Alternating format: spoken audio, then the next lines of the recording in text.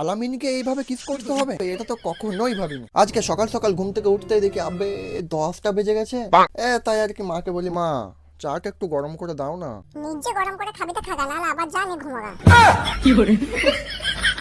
তারপরে আমার মাথায় একটা সুন্দর সুবুদ্ধি আছে, আবে আমার তো একটা বোন আছে, তাকেই বলা যায়। কিন্তু দেখি বাবা সেলিব্রিটি লোক তো আবার পড়াশোনা করছে, মানে সেলিব্রিটি লোকরাও কি আবার পড়াশোনা করে? তারপরে আবার কি আমি নিজেই চলে আসি আমাদের চাটা গরম করতে। আর তোমাদেরকে একটা আমি জ্ঞান দিয়ে দিই যেটা তোমাদের জানা দরকার আছে, নিজের কাজ সবসময় নিজে করবে, কাউকে কোনোদিনও বলবে না। যেমন আমি নিজের কাজ দেখো নিজেই করছি, আমি কাউকে বলি না। চা খাওয়া হতে না হতেই হঠাৎ দেখি আলামিনের একটা ফোন আসছে এবং আলামিন আমাকে বলে আজকে দুর্গাপুর যেতে। তাই বেশি দেরি না করে রেডি হয়ে বাসে থেকে চলে আসি আমি দুর্গাপুর। আর ওখান থেকে আমরা সোজা চলে আসি জাংশন মলে। আর জাংশন মল আসতে আমার পছন্দ হয়ে যায় এরকম একটা হাট। আর নিজের কাছে কেনার মতো টাকা থাকলে সালা দেওয়ার মতো লোক একটাও নাই।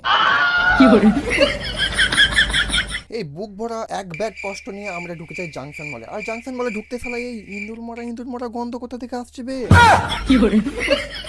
তাই বেশি দেরি না করে আমার এই ম্যাজিক ব্যাগে হাত ভর্তি বেরিয়ে যায় এই স্প্রেটা। হ্যাঁ, এই স্প্রেটা তুমি যদি গায়ে লাগাও তোমার জন্য হাজার হাজার মেয়ে পাগল হয়ে যাবে। তাই আর কি একটু বেশি করে লাগিয়ে নিচ্ছিলাম।